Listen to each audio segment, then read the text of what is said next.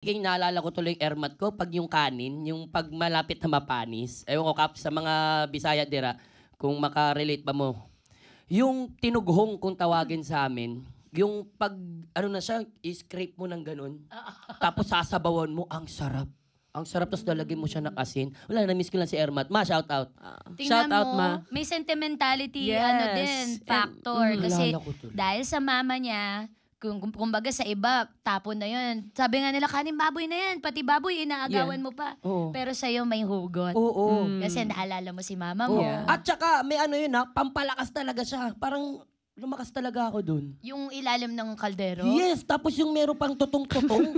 Ay, Doy, nalagyan mo ng asin, panalo. Ubus mo, taob, Ay, kaldero. taob. Panis ng Yeah. baboy.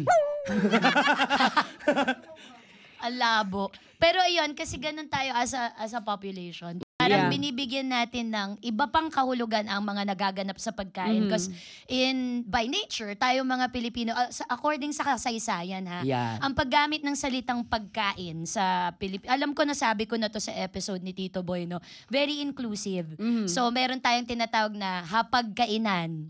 So, ito ay pag-share ng pagkain sa isang malaking mesa. Kumbaga, food sa atin na sa social activity. Yan. Yes. Habang nagtatrabaho, kumakain ng lumpia. Yeah. Ganyan. Ba't kasi kayo naglalagay pagkain din sa harapan namin? So marami ding pamahiin na nakabalot sa kanya. Ibig sabihin, Yeah. kadikit ng paniniwala natin yung pagtrato sa pagkain.